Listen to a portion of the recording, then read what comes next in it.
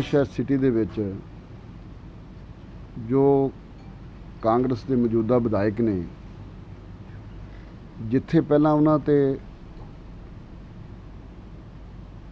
Murder ਦੇ charges ਵੀ ਲੋਕਾਂ ਨੇ ਲਾਏ, ਬੱਚੇ ਨੇ ਸੁਸਾਈਡ ਕਰਨ ਲੱਗੇ ਵੀ ਇਹ ਬਿਆਨ ਦਿੱਤਾ ਕਿ ਮੈਂ ਜਿਹੜੀ ਮੌਜੂਦਾ ਸਰਕਾਰ ਦੇ ਜਿਹੜੇ ਸਰਪ੍ਰਸਤ ਨੇ ਉਹਨਾਂ ਦੇ ਦੁੱਖੋਂ ਸੁਸਾਈਡ ਕਰ ਰਿਹਾ। ਔਰ ਇੱਕ ਪ੍ਰੈਸ ਰਿਪੋਰਟਰ ਜਿਹੜਾ ਇਹਨਾਂ ਦੀ ਨਜਾਇਜ਼ ਮਾਈਨਿੰਗ ਦੇ ਖਿਲਾਫ ਲਿਖਦਾ ਸੀ, ਉਸ ਦਾ ਵੀ ਮਰਡਰ ਹੋਇਆ। ਉਸ ਕੇਸ ਦੇ ਵਿੱਚ ਵੀ ਪੁਲਿਸ ਦੀ ਇਹ ਭੂਮਿਕਾ ਰਹੀ ਕਿ ਉਹ ਇਸ ਮਰਡਰ ਨੂੰ ਐਕਸੀਡੈਂਟ ਬਣਾਉਣ ਦੀ ਕੋਸ਼ਿਸ਼ ਕੀਤੀ। ਬੇਸ਼ੱਕ ਬਾਅਦ ਵਿੱਚ ਉਹਨਾਂ ਨੇ ਇਹ ਪੋਸਟਮਾਰਟਮ ਕਰਾ ਕੇ ਇਹ ਮੰਨ ਲਿਆ ਕਿ ਇਹ ਐਕਸੀਡੈਂਟ ਨਹੀਂ, ਇਹ ਮਰਡਰ ਸੀ। ਉਸ ਤੋਂ ਬਾਅਦ ਕੋਈ ਵੀ ਕਿਸੇ ਤੇ ਕੋਈ ਕਾਰਵਾਈ ਨਹੀਂ ਹੋਈ।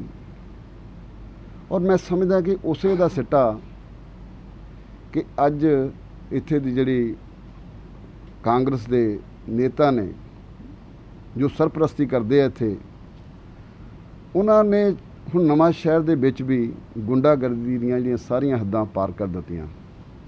ਪਿਛਲੇ ਦਿਨੀ ਸਾਡੇ ਨਵਾਂ ਸ਼ਹਿਰ 'ਚ ਬੜਾ ਵੱਡਾ ਦੁਖਾਂਤ ਵਾਪਰਿਆ। ਗੁਲਾਟੀ ਪਰਿਵਾਰ ਦੇ ਵਿੱਚ ਇੱਕ ਨੌਜਵਾਨ ਦੀ ਮੌਤ ਹੋਈ।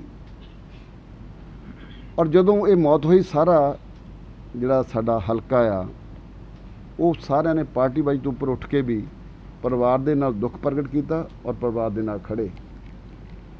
ਪਰ ਉਸ ਵੇਲੇ ਇਹ ਜੋ ਕਾਂਗਰਸ ਦੇ ਸਰਪ੍ਰਸਤਾਂ ਨੇ ਕੀਤਾ, ਜੋ ਇੱਥੇ ਦੇ MLA ਹੈ, ਉਹਨਾਂ ਦੇ ਬਹੁਤ ਨੇੜੇ ਦੇ ਬੰਦੇ ਆ ਵਿਕਾਸ ਸੋਨੀ ਤੇ ਦੀਪੂ ਸੋਨੀ, ਉਹਨਾਂ ਨੇ ਸਰਦਾਰ ਦਰਸ਼ਨ ਸਿੰਘ ਗੁਲਾਟੀ ਜਿਹੜੀ ਉਹਨਾਂ ਨੇ ਪਤਾ ਨਹੀਂ 15-20 ਸਾਲ ਪਹਿਲਾਂ ਦੁਕਾਨ ਖਰੀਦੀ ਸੀ, ਜਿਹਦੇ ਡਾਕੂਮੈਂਟਸ ਵੀ ਉਹਨਾਂ ਦੇ ਕੋਲ ਆ, ਰਜਿਸਟਰੀ, ਇੰਤਕਾਲ, ਜੋ ਵੀ ਲੀਗਲ ਡਾਕੂਮੈਂਟ ਆ ਉਹਨਾਂ ਦੇ ਕੋਲ ਆ।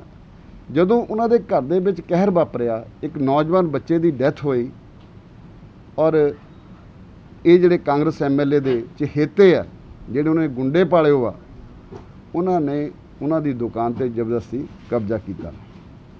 ਇਹਨਾਂ ਨੇ ਇਹ ਮਸਲਾ ਜਿਹੜਾ DC ਸਾਹਿਬ ਦੇ ਧਿਆਨ 'ਚ ਵੀ ਲਿਆਉਣ ਦੀ ਕੋਸ਼ਿਸ਼ ਕੀਤੀ ਔਰ SSP ਦੇ ਧਿਆਨ 'ਚ ਵੀ ਲਿਆਉਣ ਦੀ ਕੋਸ਼ਿਸ਼ ਕੀਤੀ, ਪਰ ਕੋਈ ਵੀ ਅਜੇ ਤੱਕ ਇਹਨਾਂ ਨੂੰ ਇਨਸਾਫ ਨਹੀਂ ਮਿਲਿਆ।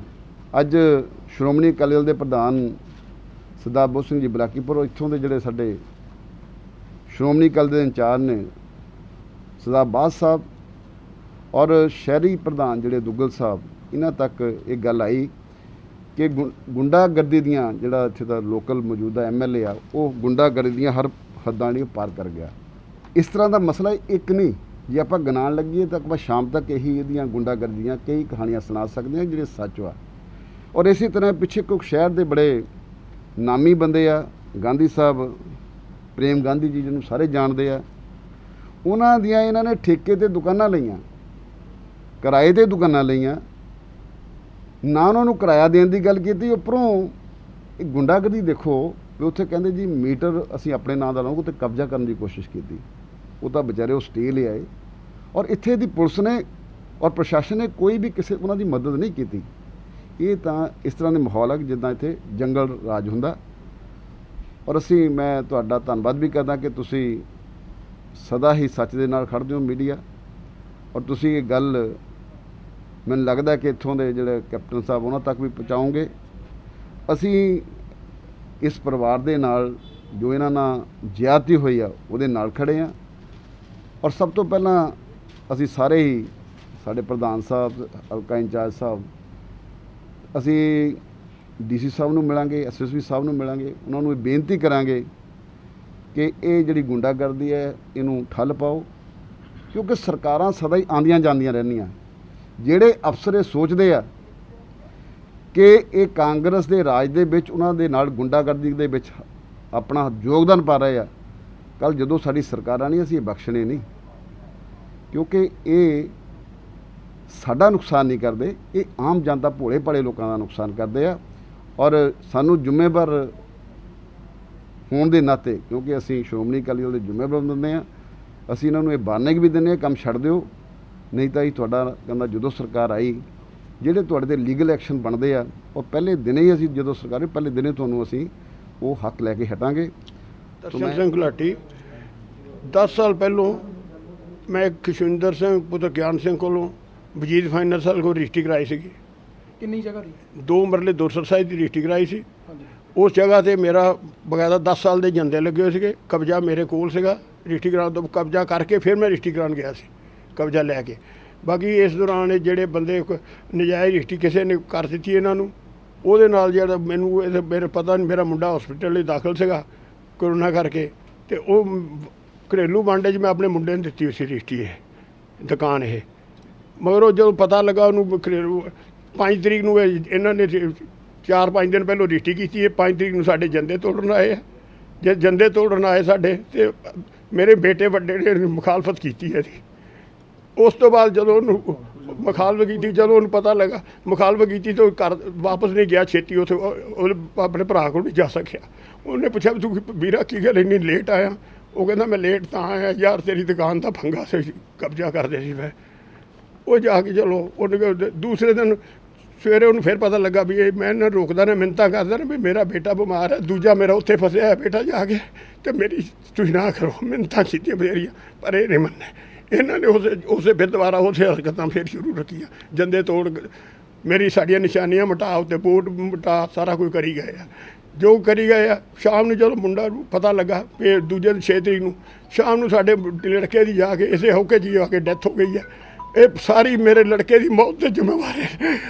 ਮੈਨੂੰ ਕੋਈ ਚੈਨਤਾ ਨਹੀਂ ਚਾਹੀਦੀ। ਮੇਰੇ ਮੁੰਡੇ ਨੂੰ ਇਹਨਾਂ ਦੇ FIR ਦਰਜ ਹੋਣੀ ਚਾਹੀਦੀ। ਇਹਨਾਂ ਦੀ FIR ਦਰਜ ਹੋ, ਮੈਨੂੰ ਇਨਸਾਫ ਮਿਲਣਾ ਚਾਹੀਦਾ। ਮੈਨੂੰ ਕੋਈ ਚੈਨਤਾ ਨਹੀਂ ਚਾਹੀਦੀ। ਉਹ ਚਲਾ ਗਿਆ। ਹੋ ਰਿਹਾ ਕਿਹਦੀ ਸ਼ਹਿ ਤੇ ਹੋ ਰਿਹਾ ਜੀ? ਇਹ ਲੋਕਲ ਬੰਦੇ ਜਿਹੜੇ MLA ਦੇ ਖਾਸ ਬੰਦੇ ਆ ਜਿਹੜੇ ਕਰਦੇ, ਇਹਨਾਂ ਦਾ ਪ੍ਰੋਫੈਸ਼ਨ ਹੀ ਇਹ। ਕਈ ਥਾਂ ਇਹਨਾਂ ਨੇ ਧੱਕੇ ਧੁੱਕੇ ਕੀਤੇ ਆ। ਉਹ ਸਾਨੂੰ ਬਾਕੀ ਇਹਨਾਂ ਨੇ ਮੈਨੂੰ ਤੇ ਪਤਾ ਵੀ ਸਾਡੀ ਦੁਕਾਨ ਦੇ ਉੱਤੇ ਵੀ ਆ ਗਿਆ ਤੇ ਤੁਸੀਂ ਸਾਡੇ ਵਿਸ਼ਾਲ ਸੋਨੀ ਤੇ ਮਨਪ੍ਰੀਤ ਖਾਰਾ, ਦੀਪੂ ਸਰਬਜੀਤ ਲੜਕੀ, ਸਰਬਜੀਤ ਦਾ ਲੜਕਾ ਤੇ ਸਰਬਜੀਤ ਜਨਾਨੀ, ਇਹ ਚਾਰੇ 5-6 ਬੰਦੇ ਜੋ ਕੋਈ ਦੇਖਿਆ ਜਾਗੇ ਨਾ ਐਪਲੀਕੇਸ਼ਨ ਹੀ ਦਿੱਤੀ ਹੈ। ਉਹ ਇਸ ਸਾਡੇ ਮੇਰੇ ਬੱਚੇ ਦੀ ਮੌਤ ਦੇ ਜ਼ਿੰਮੇਵਾਰ ਸਾਰੇ ਨੇ। ਬਸ ਮੈਨੂੰ ਉਹਦਾ ਇਨਸਾਫ ਮਿਲਣਾ ਚਾਹੀਦਾ। ਸਮੱਸਿਆ ਹੈ ਕਿ 5 ਤਰੀਕ ਨੂੰ ਮੈਨੂੰ ਪਤਾ ਲੱਗਾ ਕਿ ਸਾਡੀ ਇੱਕ ਦੁਕਾਨ, ਅਸੀਂ ਰੇਲਵੇ ਰੋਡ 'ਤੇ ਦੁਕਾਨ ਲਈ ਸੀ, ਖੁਸ਼ਵਿੰਦਰ ਸਿੰਘ ਕੋਲੋਂ ਦੁਕਾਨ ਲਈ ਸੀ, ਜਿਹੜੀ 2 ਮਰਲੇ ਤੇ 2 ਸਰਸਾਈਆਂ 2 ਮਰਲੇ 2 ਸਰਸਾਈਆਂ ਦੁਕਾਨ ਲਈ ਸੀ, ਜਿਹਦਾ ਕਬਜ਼ਾ ਵੀ ਸਾਡੇ ਕੋਲ 10 ਸਾਲ ਤੋਂ ਸਾਡੇ ਕੋਲ ਕਬਜ਼ਾ ਆ। ਸਾਰਾ ਕੁਝ ਸਾਡੇ ਕੋਲ ਆ, ਜਿੰਦੇ ਸਾਡੇ ਲੱਗੇ ਸੀ, ਸਾਰਾ ਕੁਝ ਸਾਡੇ ਲੱਗੇ। 5 ਤਰੀਕ ਨੂੰ ਮੈਨੂੰ ਪਤਾ ਲੱਗਾ ਕਿ ਕੁਝ ਬੰਦੇ ਗੁੰਡੇ ਵੀ ਉੱਥੇ ਕਬਜ਼ਾ ਕਰ ਰਹੇ ਆ, ਕੁਝ ਲੋਕ ਤੋੜਨ ਦੀ ਕੋਸ਼ਿਸ਼ ਕਰ ਰਹੇ। ਮੈਂ ਇੱਥੋਂ ਨੱਠਾ ਘਰ ਤੋਂ ਆਪਣੇ ਉੱਧਰ ਗਿਆ। ਉਸ ਵੇਲੇ ਜਦ ਕਿ ਮੇਰਾ ਬ੍ਰਦਰ ਹਸਪੀਟਲ ਸੀ, ਮੈਂ ਹਸਪੀਟਲ ਜਾਣ ਵਾਸਤੇ ਤਿਆਰ ਸੀਗਾ, ਪਰ ਮੈਨੂੰ ਫਿਰ ਵੀ ਇੱਧਰ ਇੱਕਦਮ ਮੈਂ ਗਿਆ ਅਤੇ ਮੈਂ ਮੌਕੇ 'ਤੇ ਮੈਂ ਵੀਡੀਓ ਵੀ ਬਣਾਈ, ਜਿਹਦੇ ਵਿੱਚ ਵਿਸ਼ਾਲ ਸੋਨੀ ਜਿਹੜੇ ਕਾਂਗਰਸ ਦੇ ਆਗੂ ਆ, ਜਿਹੜੇ MLA ਦੇ ਬਹੁਤ ਨੇੜੇ ਆ, ਉਸ ਤੋਂ ਬਾਅਦ ਮਨਪ੍ਰੀਤ ਖਾਰਾ, ਸਰਬਜੀਤ ਸਿੰਘ ਸਾਨੂੰ ਪ੍ਰੀਤਮ ਸਿੰਘ ਉਹਦਾ ਮੁੰਡਾ, ਇਹ ਸਾਰੇ ਜਾਣੇ ਉੱਥੇ ਕਬਜ਼ਾ ਕਰਦੇ ਪਏ ਸੀਗੇ। ਮੈਂ ਇਹਨਾਂ ਨੂੰ ਰੋਕਣ ਦੀ ਵੀ ਕੋਸ਼ਿਸ਼ ਕੀਤੀ। ਮੈਂ ਕਿਹਾ ਵੀ ਨਾ ਧੱਕਾ ਨਾ ਕਰੋ, ਵੀ ਮੇਰਾ ਬ੍ਰਦਰ ਹਸਪੀਟਲ ਦਾਖਲ ਆ, ਮੈਂ ਉੱਥੇ ਜਾਣਾ, ਮੈਂ ਤਾਂ ਤੁਹਾਨੂੰ ਕੁਝ ਕਹਿ ਵੀ ਨਹੀਂ ਸਕਦਾ। ਮੇਰਾ ਤਾਂ ਇਸ ਵੇਲੇ ਮਾਈਂਡ ਵੀ ਪ੍ਰਾਪਰਟੀ ਵਾਲ ਹੈ ਨਹੀਂ, ਵੀ ਮੇਰੇ ਤਾਂ ਇਹੀ ਹੈ ਵੀ ਇਸ ਵੇਲੇ ਮੇਰੇ ਬ੍ਰਦਰ ਦੀ ਜਾਨ ਪਹਿਲਾਂ, ਵੀ ਤੁਸੀਂ ਇਹ ਕੰਮ ਧੱਕਾ ਨਾ ਕਰੋ। ਪਰ ਇਹਨਾਂ ਨੇ ਮੇਰੀ ਇੱਕ ਨਹੀਂ ਮੰਨੀ। ਇਹਨਾਂ ਨੇ ਆਪਣਾ ਗੁੰਡੇ ਸੀਗੇ ਨਾਲ, 2-3 ਗੱਡੀਆਂ ਵੀ ਸੀਗੀਆਂ ਹੋਰ, ਅਤੇ ਉਹ 'ਚ ਸਕਾਰਪੀਓ 'ਚ ਬੰਦੇ ਬੈਠੇ ਹੋਏ ਸੀਗੇ। ਮੈਂ ਮੌਕੇ 'ਤੇ ਸਾਰੀ ਵੀਡੀਓ ਬਣਾਈ ਹੋਈ ਆ। ਅਤੇ ਇਹਨਾਂ ਉਸ ਤੋਂ ਬਾਅਦ ਫਿਰ ਮੈਂ ਦੁਪਹਿਰ ਤੋਂ ਬਾਅਦ ਫਿਰ ਮੈਂ ਤਕਰੀਬਨ ਫਿਰ ਮੈਂ ਉੱਥੇ ਸ਼ਾਹਕੋਟ ਆਪਣੇ ਬ੍ਰਦਰ ਨੂੰ ਮਿਲਣ ਗਿਆ, ਕਿਉਂਕਿ ਮੈਂ ਲੇਟ ਹੋ ਗਿਆ।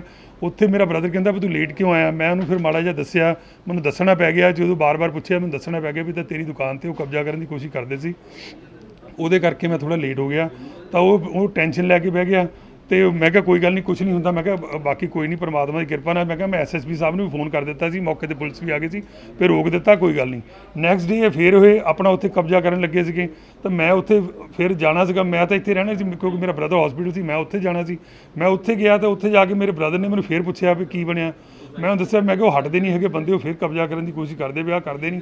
ਉਹਨੇ ਇੰਨੀ ਕੁ ਟੈਨਸ਼ਨ ਲੈ ਲਈ ਕਿ ਬਸ ਕੀ ਕਹਾਂ ਤੁਹਾਨੂੰ, ਵੀ ਚੰਗਾ ਭਲਾ ਸੀ ਤੇ ਛੁੱਟੀ ਦੀ ਵੇਟ ਕਰਦੇ ਪਏ ਸੀਗੇ ਵੀ 2-4 ਦਿਨ 'ਚ 2-3 ਦਿਨ 'ਚ ਸਾਨੂੰ ਕਹਿੰਦੇ ਸੀ ਵੀ ਛੁੱਟੀ ਮਿਲ ਜਾਣੀ ਹੈ। ਅਸੀਂ ਤਾਂ ਸਾਰੇ ਘਰ ਖੁਸ਼ ਸੀਗੇ ਵੀ ਚਲੋ ਭਰਾ ਨੇ ਮੇਰੇ ਨੇ ਆ ਜਾਣਾ ਘਰ। ਅਤੇ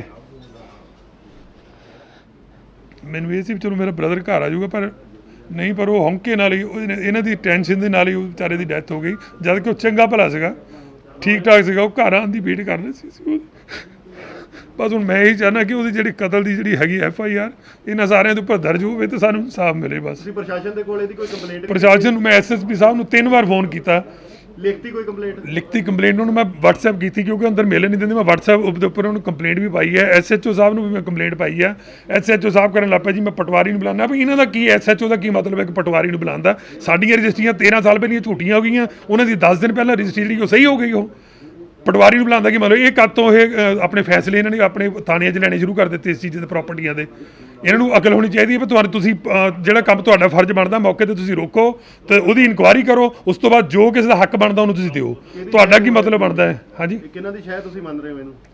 ਇਹਦੇ ਵਿੱਚ ਹੁਣ ਕਾਂਗਰਸੀਆਂ ਦੀ ਸ਼ਾਇਦ ਹੈ, ਕਾਂਗਰਸੀਆਂ ਦੇ ਜਿਹੜੇ ਹੈਗੇ ਆ MLA ਹੋਣਗੇ, ਇਹਨਾਂ ਦੇ ਪਿੱਛੇ ਉਹਨਾਂ ਦੇ ਹੱਥ ਆ। ਹੋਰ ਕਿਹਦੀ ਸਪੋਰਟ ਤੇ ਕਰ ਸਕਦੇ ਆ? ਇਹਨਾਂ ਨੂੰ ਕਿਹਦੀ ਸਪੋਰਟ ਆ? ਕਾਂਗਰਸ ਦੇ ਬੰਦੇ ਇਹ। ਵਿਸ਼ਾਲ ਸੋਨੀ ਕਾਂਗਰਸ ਦਾ ਬੰਦਾ ਆ। ਇਹਨਾਂ ਦਾ ਕੰਮ ਕੀ ਹੈ? ਮਾਈਨਿੰਗ ਦਾ ਕੰਮ ਹੈ। ਕੰਮ ਕੀ ਹੈ? ਰੇਤਾ ਦਾ ਕੰਮ ਹੈ। ਕਿਹੜੇ ਨਜਾਇਜ਼ ਕੰਮ ਨਹੀਂ ਕਰਦੇ? ਮੈਨੂੰ ਕੋਈ ਤਾਂ ਦੱਸੋ। ਸਰਬਜੀਤ ਹੈ 1 ਨੰਬਰ ਦਾ ਫਰੋਡੀ ਬੰਦਾ ਆ। ਪਹਿਲਾਂ ਵੀ ਇਹ ਤੇ 420 ਦੇ ਕੇਸ ਚੱਲਦੇ ਪਏ ਆ। ਥੋੜੀ ਬਹੁਤੀ ਸ਼ਰਮ ਚਾਹੀਦੀ ਇਹਨੂੰ। ਤੁਸੀਂ ਲੋਕਾਂ ਦਾ ਹੱਕ ਮਾਰ ਕੇ ਕੀ ਤੁਸੀਂ ਆਪਣੀਆਂ ਫੈਮਲੀਆਂ ਪਾਲ ਲਓਗੇ? ਤੁਸੀਂ ਸ਼ਰਮ ਕਰੋ ਥੋੜੀ ਬਹੁਤੀ। ਤੁਸੀਂ ਭੁੱਖੇ ਮਰਦੇ ਆ, ਰੋਟੀ ਤੇ ਤੁਹਾਨੂੰ ਭੁੱਖ ਲੱਗੀ ਆ ਕਿੰਨੀ? ਪ੍ਰਾਪਰਟੀ ਦੇ ਡਿਸਪਿਊਟ ਦੱਸਿਆ ਜਾ ਰਿਹਾ ਕਿ ਉਹਨਾਂ ਦੀ ਪ੍ਰਾਪਰਟੀ ਤੇ ਕਬਜ਼ਾ ਕੀਤਾ ਜਾ ਰਿਹਾ, ਉਹਦੇ ਤੁਹਾਡਾ ਕੀ ਕਹਿਣਾ ਹੈਗਾ? ਮੇਰੇ ਕੋਲ ਇਹ ਕੰਪਲੇਂਟ ਆਈ ਹੈ, ਅਸੀਂ ਇਸ ਨੂੰ ਚੈੱਕ ਕਰਵਾ ਲੈਂਦੇ ਹਾਂ ਤੇ ਜੋ ਵੀ ਯੋਗ ਕਾਨੂੰਨੀ ਕਾਰਵਾਈ ਹੋਏਗੀ ਉਹ ਕੀਤੀ ਜਾਏਗੀ।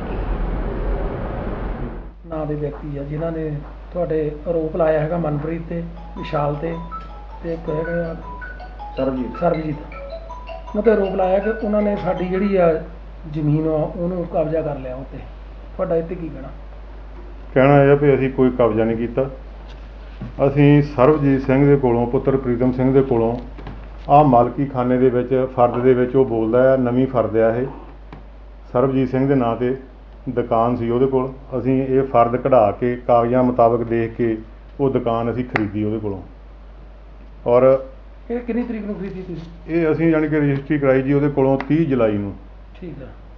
ਤੇ ਇਹ ਪਲਾਟ ਆ ਜਾਂ ਦੁਕਾਨ ਆ? ਇਹ ਦੁਕਾਨ ਆ, ਬਣੀ ਖਸਤਾ ਹਾਲਤ ਦੁਕਾਨ ਆ, ਯਾਨੀ ਕਿ ਬਹੁਤ ਪੁਰਾਣੀ ਦੁਕਾਨ ਬੰਦ ਪਈ ਸੀ।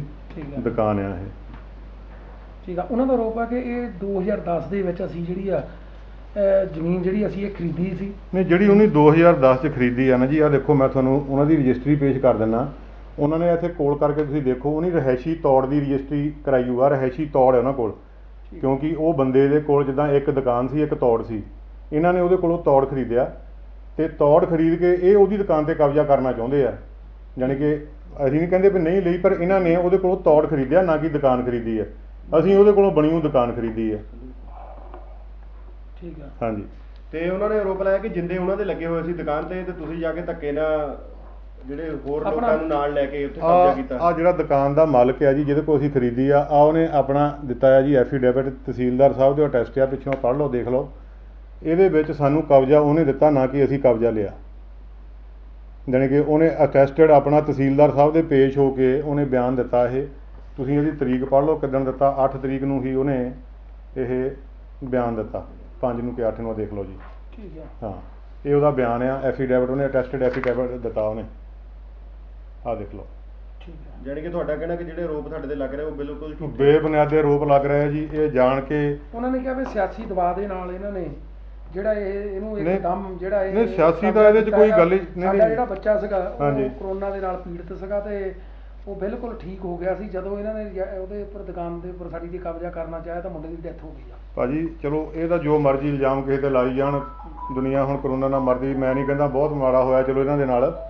ਬਾਕੀ ਆਹ ਦੇਖੋ ਜੀ, ਮੁੜ ਕੇ ਇਹਨਾਂ ਨੇ SSP ਸਾਹਿਬ ਨੂੰ ਵੀ ਫੋਨ ਕੀਤਾ। SSP ਸਾਹਿਬ ਨੇ ਡਿਪਟੀ ਸਾਹਿਬ ਨੂੰ ਕਿਹਾ ਹੋਣਾ, SHO ਸਾਹਿਬ ਨੂੰ ਕਿਹਾ ਹੋਣਾ। ਉਹ ਮੌਕੇ ਤੇ ਆਏ, ਤਫਤੀਸ਼ ਕੀਤੀ। ਇਹਨਾਂ ਨੂੰ ਵੀ ਸੱਦਿਆ, ਸਾਨੂੰ ਵੀ ਸੱਦਿਆ। ਕਾਗਜ਼ ਮੰਗਾਏ ਗਏ ਉੱਥੇ।